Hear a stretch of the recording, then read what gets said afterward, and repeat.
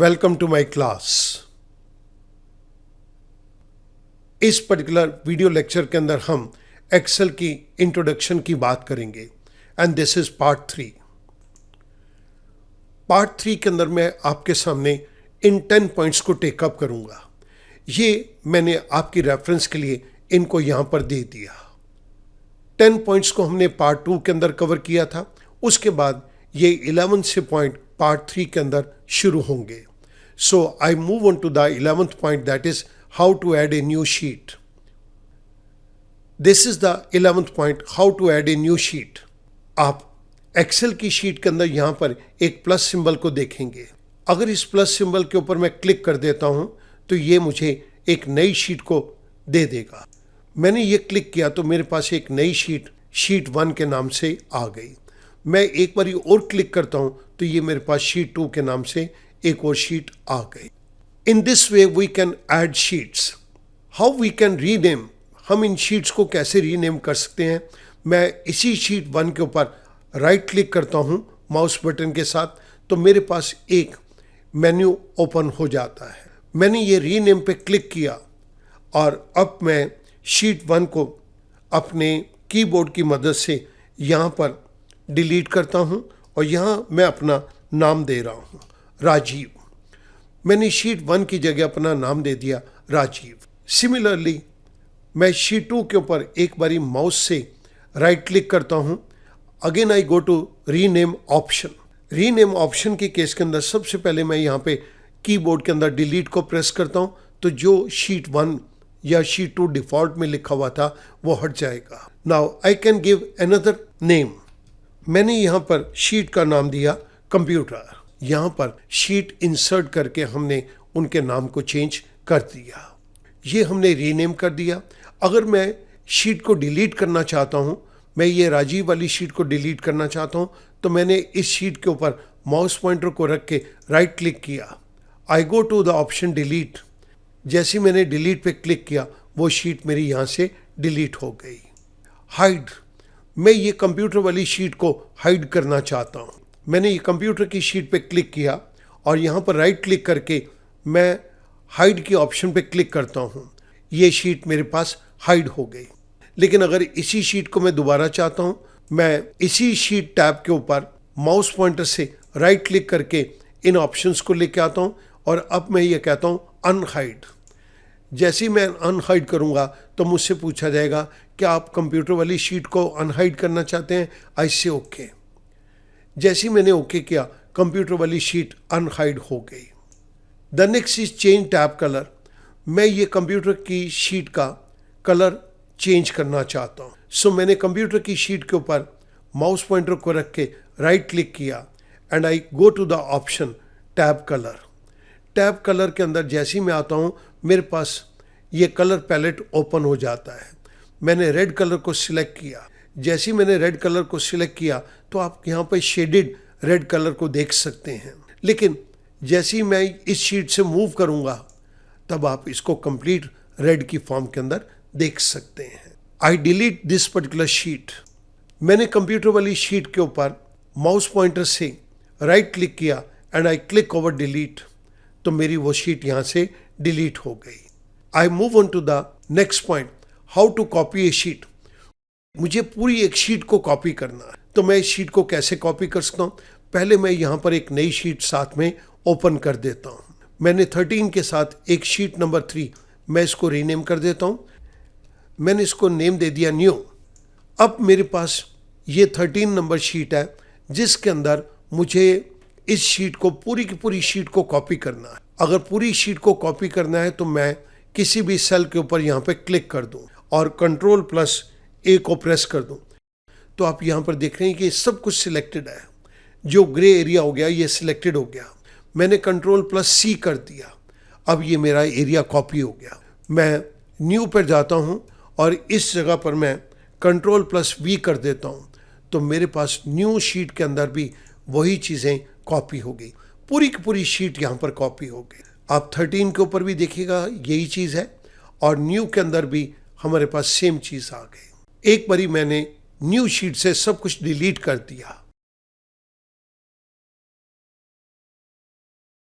एक और तरीका है कि अगर मुझे पूरी की पूरी शीट को सिलेक्ट करना है, आप अपने माउस पॉइंटर को यहाँ पर जो एक ट्रायंगल दिया गया है इस जगह पर ले जाइए और क्लिक कर दीजिए। जैसे ही क्लिक करेंगे ये पूरी की पूरी शीट सिलेक्ट हो गई। ये अभी सिलेक्टेड है। मैंने कंट्रोल C करके इन्हें कॉपी कर दिया। जब मैं इन्हें कॉपी करता हूँ तो एक डॉटेड लाइन पूरी की पूरी शीट के ऊपर मूव करनी शुरू कर देती है। इट मीन्स ये अब आपका सिलेक्टेड और कॉपीड है। मैं न्यू शीट के अंदर जाता हूँ और कीबोर्ड की मदद से Ctrl+V कर देता हूँ। मेरी पूरी शीट जो 13 के अंदर दिया गया था वही न्यू के अंदर कॉपी हो गई। 14th point is how to merge and centre cell. मैं आपके सामने यहां पर कुछ लिखूंगा। This is a computer class. जो कुछ मैंने लिखा है ये मेरे पास इन 4 सेल्स के अंदर आ रहा है। मैं चाहता हूं कि ये चीज मेरे पास 4 सेल के अंदर ना हो बल्कि ये चारों सेल कंबाइन हो जाए। जब मैं इनको कंबाइन करने की बात करता हूं तो मैं यहां पर इस पूरी रेंज को सिलेक्ट कर लूंगा जहां पर मेरा टेक्स्ट आया हुआ है। आई गो टू दिस सिंबल और यहां पर मैं क्लिक कर देता हूं। ये चारों के चारों सेल कंबाइन हो गए। लेकिन मैं चाहता हूं कि मेरा टेक्स्ट एक ही सेल के अंदर हो। This is a computer class.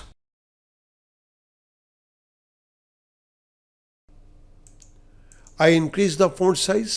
अगर मैं चाहता हूं कि ये मेरा सारा डेटा एक ही सेल के अंदर हो तो मैं इस सेल के ऊपर क्लिक करता हूं और यहां पर मैं रैप टेक्स्ट में चला जाता हूं। मैंने यहां पे रैप टेक्स्ट कर दिया। अब आप यहां पर देख रहे हैं कि मैंने ये कॉलम की विड्थ को और हाइट को इंक्रीज किया है, लेकिन ये मेरा सारा का सारा टेक्स्ट एक ही पर्टिकुलर सेल के अंदर आ गया। This is how to wrap text. So student, आपके पास यहाँ पर 2 टूल्स दिए गए हैं। ये मर्ज और सेंटर, ये अपने टेक्स्ट को मर्ज कर सकते हैं। डिफरेंट सेल्स को हमने मर्ज कर दिया। और अगर आप यहाँ पर चाहते हैं कि नहीं एक ही सेल के अंदर मेरा डेटा हो तो आप इस रैप टेक्स्ट का टूल यूज कर सकते हैं। The next point is how to fill cell colours. जिस तरह से ये सेल के अंदर कलर है, ये हम कलर कैसे फिल कर सकते हैं। मैंने इस सेल को सिलेक्ट किया and I go to fill colour tool. मैं फिल कलर टूल के अंदर जिस पर्टिकुलर कलर पे क्लिक करूंगा वो वाला सेल वही कलर होता जाएगा। सो आप किसी भी सेल को किसी भी टाइम कोई भी अपनी रिक्वायरमेंट के अकॉर्डिंगली कलर दे सकते हैं। This is how to fill cell with colour. The next is how to create a border. मेरे पास डिफरेंट सेल्स के अंदर कुछ डेटा दिया गया है। आप यहां पर देख रहे हैं कि ये डेटा दिया गया है। मैं चाहता हूं कि यहां पर एक बॉर्डर दे दिया जाए। बॉर्डर के लिए मेरे पास बहुत सारी ऑप्शंस हैं। सबसे पहले मैं आपको बेसिक ऑप्शन लेके दिखा रहा हूं, दैट इज ऑल बॉर्डर। जैसे मैं ऑल बॉर्डर पे क्लिक करूंगा आप देख रहे हैं कि सारे सेल्स को एक बॉर्डर मिल गया। मैंने एक बारी फिर इनको सिलेक्ट किया। Again I go to borders. Border के अंदर थिक आउटसाइड बॉर्डर। मेरे को ये आउटसाइड बॉर्डर थोड़ा सा मोटा चाहिए।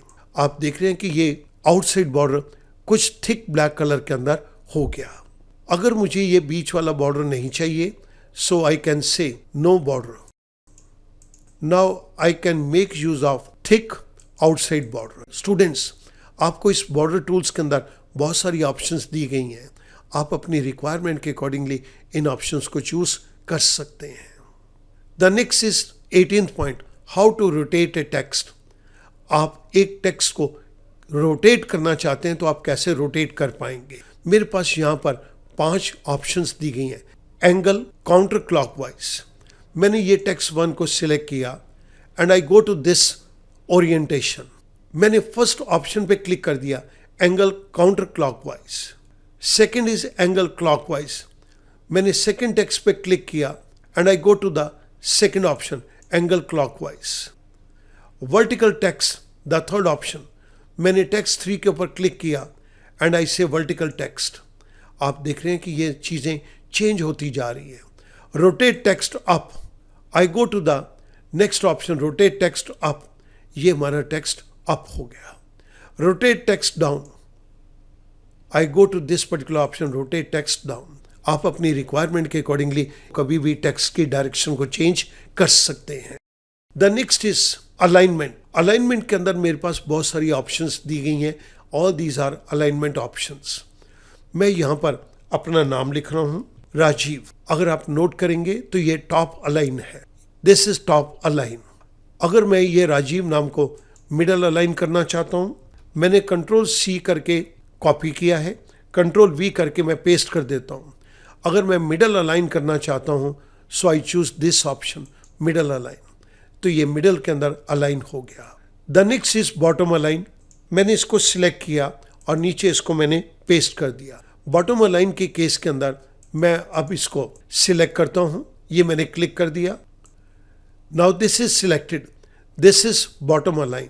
ये नीचे की तरफ मेरा सारा टेक्स्ट आ गया। Similarly we can have align left, right और centre. I write it my name Rajiv, और राजीव नेम को अब मैंने अलाइन लेफ्ट करना है। This is align left. ये ऑलरेडी लेफ्ट पे था तो आपको ये विजिबल नहीं हुआ, ये अलाइन लेफ्ट है। मैं आपको इसी को अलाइन राइट करके दिखाता हूँ। आप देख रहे हैं कि ये राइट साइड की तरफ मूव कर गया। अब मैं इसको अलाइन लेफ्ट करूँगा तो ये लेफ्ट की तरफ आ गया।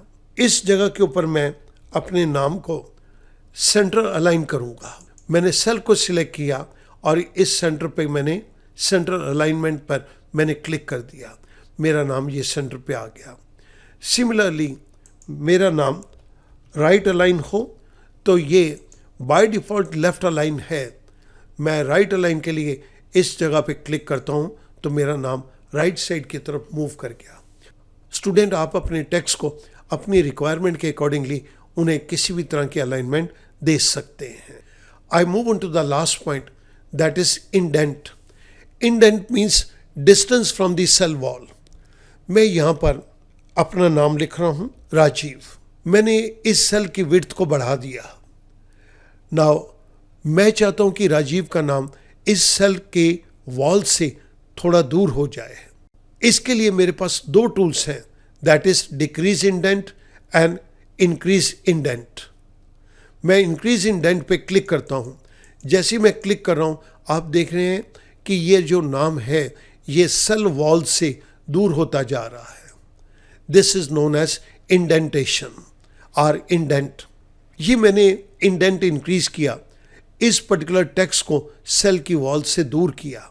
अब मैं इस टेक्स्ट को सेल की वॉल के नज़दीक लाना चाहता हूँ तो मैं यहाँ पे डिक्रीज इंडेंट करता हूँ। It can move your content closer to the cell border.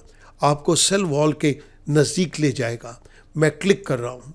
जैसे ही मैं क्लिक कर रहा हूँ राजीव नाम ये सेल वॉल के नज़दीक जा रहा है। सो इंडेंटेशन मीन्स आप कितना डिस्टेंस सेल की वॉल से चाहते हैं या कितना डिस्टेंस आप सेल के बॉर्डर से चाहते हैं, आप उसको भी यहाँ पर टेकअप कर सकते हैं। सो स्टूडेंट, हमने एक्सेल के इंट्रोडक्शन पार्ट नंबर 3 के अंदर बहुत सारे टूल्स को यहाँ पर कवर किया है, लेकिन ऐसा नहीं है कि ये सारे टूल्स कवर हो गए।